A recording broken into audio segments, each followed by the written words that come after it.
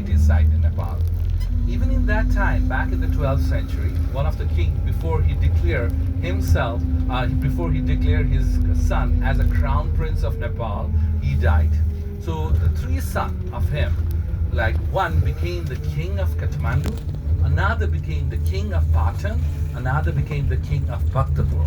So this valley is actually combination of the three cities, Kathmandu, Patan and the Bhaktapur. So now it was ruled by the three different kings. And not only that one, even the Nepal, especially to the eastern side, we will break down to the 22 states with the rule by the different other kings. To the western side, 24 states. So this small Nepal was actually divided into almost like 50 small states. Just like in India, like before the British rules it, it was like Mughals were there, and then there were other states were there. So it was all divided into states wise over there. Even over here in Nepal, the same thing happens over here. And but compared to all the small states, the king in Kathmandu Valley means the three, Kathmandu, Patan and Bhaktapur, they were the one who were the prosperous one. The reason why these kings were so prosperous is all because of a trade. In a business, they always says like three things is most important thing to do a business: location, location, location. So if you look at the location of Nepal, we are exactly in between the two big giants. Okay, China and India. Back then, it was the Tibet and India. Okay, so the trade used to be go through Kathmandu, and we used to impose a huge tax on them. So with that money, like the toll money, what we have collected from all the traders and all, we were one of the prosperous country at that time. So, and the good thing about this trade for the Nepal was, due to our geographical location, the people, those who want to do the trade from Tibet down to the India, they cannot cross the Himalayas in winter because it's all full of snow, so there's no way they can cross down over here. So they have to come down to Kathmandu only in summer. And in summer, they cannot cross the southern border of Nepal. Because of the big jungles over there, and because of the risks through the jungle, people were not able to cross that jungle in a summer. Do you know what is the risks in the jungle? Tigers. What else? It is not a big animals. It is teeny, tiny mosquitoes. Due to malaria, nobody dared to cross the southern part of the Nepal. So that's why they have to stay here in Kathmandu for 6 months, and we used to impose a huge tax on them. And then only in the winter they have to go down. The same thing will follow while they are coming back also. So this is how we became a very prosperous country. So this is how this trade was keep on going. And thanks to all this, like all the traders though were moving down over here, since the king at that time, they were making a good money out of it, and we invested those money to all the heritage ones. So what we are going to see today, even all the temples, monuments and all, are all because of those things and all because of the trade that were going from 12th to 18th centuries and all through Nepal. We have that money and we built all these temples, monuments and all, and that's why it is now listed as a World Heritage Site also. Okay, so this is how things were going on over here in Nepal. It was pretty going smooth. But in the meantime, when these things were going, one of the king from to the western states, it's called a small village were there. The name of the village was Gorkha.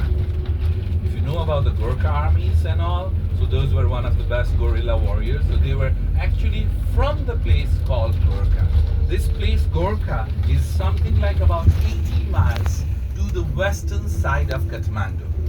And by the way, 2015 epicenter of the earthquake was also in the same village. Okay? So this king in this small area, he knew that there is a threat coming down all the way from the south. East India Company, they started to come down to the India, so they knew that they have a different mindset, so later they will take over each and everything. For that one to protect it, he thought that we should unify our country.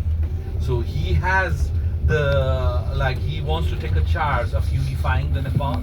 So he started to take a small states just in front of him, and he knew that for him the main challenge will be the Kathmandu, Patan, and the Bhaktapur. So he wants to take over these main states within the area, and then he can take over the whole Nepal and make it one big strong country. That's what his plan was. So he attacks the Kathmandu. For a first time, he got defeated. He attacks the Kathmandu for second time, he got defeated. So after losing the war for 2 times, he was very frustrated, and then he was going back to his village. And on the way when he was going back to the village, at that time, like he just went to one home for the Salta, because in our culture, whenever anyone comes in the evening as a Salta, we like to invite them, give them the food, give them the Salta, because we believe these are always the incarnations of the gods or goddess. Okay, so we always give them like that. So the person gave him the Salta and the food without knowing that he was a king of Gorkha.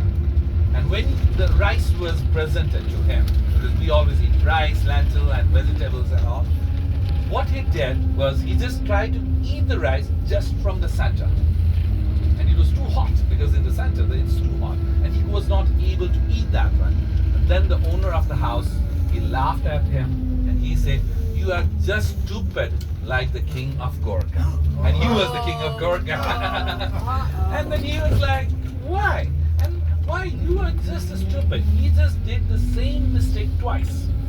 Before taking over the small states surrounding of the Kathmandu, where he can cut the channel, he just directly attacked the Kathmandu, defeated, then again attacked the Kathmandu, defeated.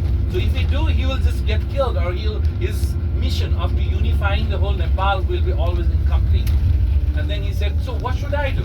Eat the rice from the sideways, and then you'll understand what you should do." And then he had that meal and awake his whole mind about it. And then he study about the Kathmandu, study about the cultures, like what we have it over here. And then on the final 3rd time, he attacks the Kathmandu on a festival time. So in a festival, like we Newars, like we love to drinks and all early in the morning. So it's so easy to take over because half of the army is already half dead. And he easily took over the Kathmandu. The next year, he took over the Patan and Bhaktapur also. So that way, he extended his territory towards the eastern part of the Nepal. Then his son continued it and extended the Nepal to the western part of Nepal. And by the end of 1780s, Nepal became one of the bigger country.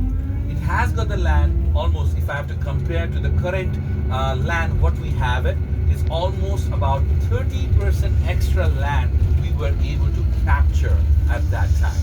So we were kind of a very prosperous, like not really prosperous because we lose a lot of money for the wars and all, but the size-wise, we became much more bigger than the current size of Nepal. But while doing this one, the same trading were there, continuing from Tibet down to India, and the king of the Nepal at that time has already lose money for doing this all annexations of the Nepal.